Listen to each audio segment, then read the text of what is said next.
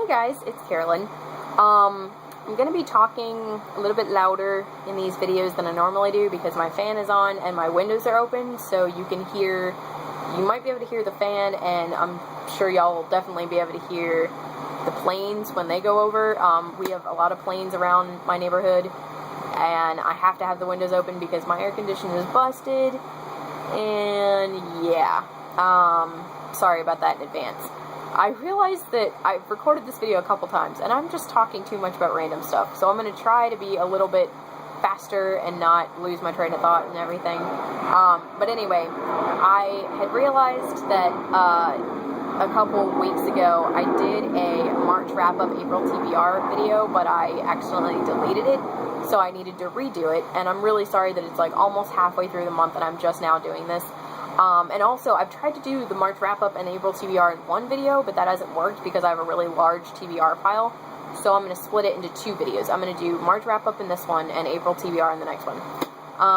But anyway, so, yeah, it's kind of late, and I'm sorry, but I'm going to just go ahead and dive into this. Alright, so, the first book that I read in March was The Madness Underneath by Maureen Johnson. It's in the Shades of London series, and it's book number 2. I loved this book so much. I don't know how much, I can't really go into detail with this one because it's the second one, but these two books, Maureen Johnson A has been one of my favorite authors since high school. B, when I found out that these books, or that Name of the Star in particular, was boarding school, London, ghosts, Jack the Ripper, and flashbacks to the 1800s, I was like, I am so there. It's like, oh my gosh, I was like, I need to go get this book now, and I got it from the library, read it, loved it so much, Name of the Star, read it so much, or loved it so much that I got it from Amazon when it was like, it was one of those days where they were like, this hardcover today only is like $6. I was like, okay, getting it.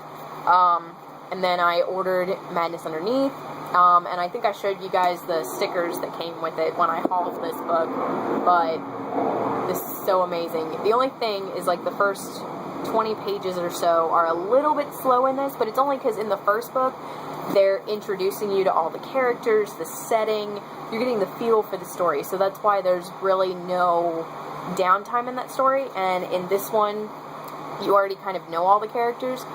So, it's really just telling you what's been going on in the main character's life since the events of, at the end of Name of the Star. But yeah, it really didn't slow the book down that much, because then the action started right, like, 20 or 30 pages in, and it was just so good. And one thing that is so amazing about this book that kind of made me mad at it a little bit is that there's a cliffhanger at the end. I'm not going to tell you what it's about, obviously, but there's a cliffhanger that is literally so good, and I'm going to have to yell a little bit right now because there's a plane going over my house, sorry. But it's literally so good that right when I finished this book, I was like, oh my gosh, why do I have to wait like a year or a year and a half or however long for the third one? And that's the only bad thing about getting a book right when it comes out, if it's a sequel or the first in a series, is that you really, like, once you finish it, if you love it, you're like, oh, well, crap, now I have to wait a really long time for the other book. But it's okay, because I can just reread these two, because these are two of my favorite books, like Name of the Star, the first one, obviously, and 13 Little Blue Envelopes are my two favorite books by Maureen Johnson. So I totally will not mind having to reread Name of the Star and Madness Underneath repeatedly until the third book comes out, because they are so good. Yeah.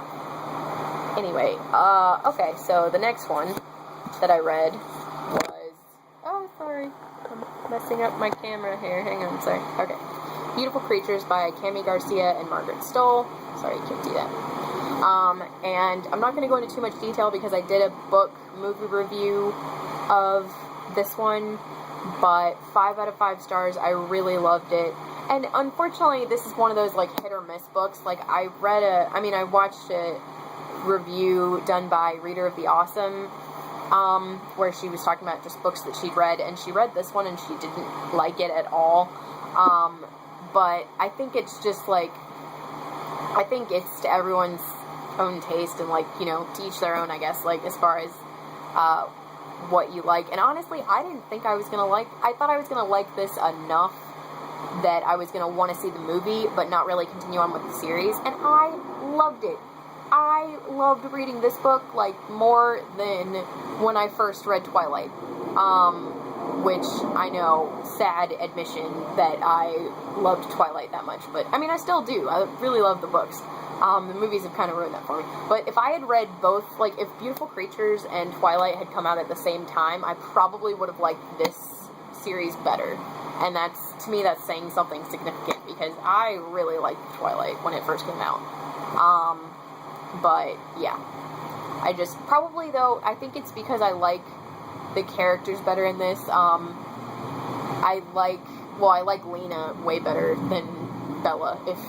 If Lena had been in Twilight instead of Bella, I probably would have just thought it was perfect. But anyway, nothing against Twilight, because I really do like it, but I liked reading this a lot.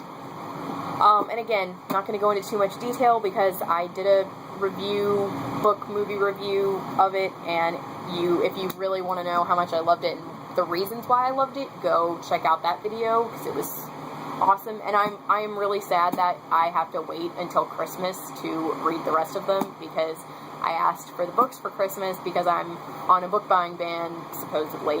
But it's really just because I don't have any money right now. That's the only reason why I haven't bought the second and the fourth book, because I told you guys I have the third one. But anyway, I'm talking a lot, and I need to continue this. So, yeah. Okay. The next one that I read was Savor the Moment by Nora Roberts. This is the third book in the Bride Quartet series, and I've really enjoyed, I love Nora Roberts' writing. I love that in each of her series that she does, a lot of her series revolve around either families, where it's like there's a series and each of the books is about a couple particular members of the family and they're falling in love with their significant others, or her series are like this, where it's a group of friends who are so close that they're like family. Like, these girls, I think, have known each other since they were like 5. There's 4 girls, and I think they've all known each other since they were like 5, or something like that. And I really love, that's my favorite part of her books. It's not, like, the romance part is good, but I like the family and friendship bonds that she creates between her characters, that you don't really, I feel like that's an element that she has that you don't see in other writers, or at least not other romance writers. Like, I feel like other romance writers, it's normally just like sort of about the couple and that's it, and in this it's really about the whole picture, which I really enjoy. But anyway, this particular one, I love the guy, Delaney. He is Parker's brother, who Parker's one of the girls, and you find out about her in Happy Ever After, which is in my April TBR pile, because it's the last one and I haven't read it yet. But Delaney is her brother, and he's the guy in this. And he's just really, he was my favorite. I can't really explain why. He was just very sweet, and really, I like how he sort of acts brotherly towards all of the girls, except for the girl he ends up with. But anyway, and even though Laurel, who's the girl in this, isn't my favorite of the girls, I still really enjoyed her. I really liked her. But Emma from Bed of Roses, which is the second one, she's my favorite, just because she's like kind of perky and like fun. Like, she's serious and she does her job seriously, but outside of the work area, she's like just really fun. And Laurel's just kind of serious. But yeah, I like her. I just like Emma a little bit better. But anyway, this was a very, very good book.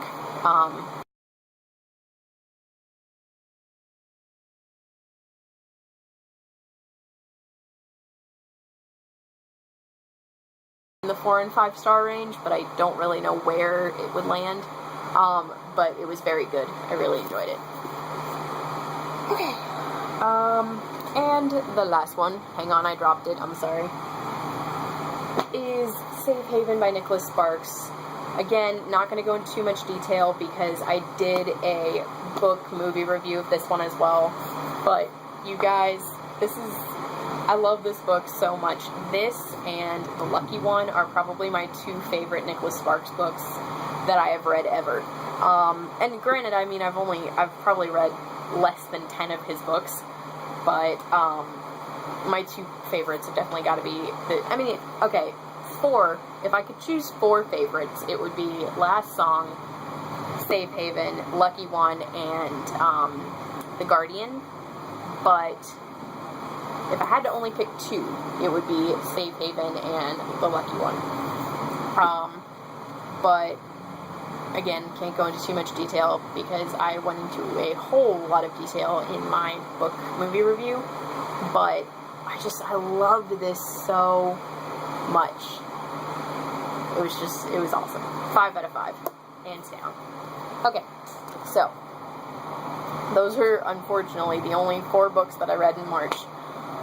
But I'm going to, next up I'm going to do the April TBR, and I'm hoping to read a lot of books in April to kind of make up for March. But yeah, so that's next, and let me know if you guys have read any of the books that I've talked about, and comment, yeah, down there in the doobly-doo, and don't forget to subscribe. So yeah, okay, see you guys next time. Bye.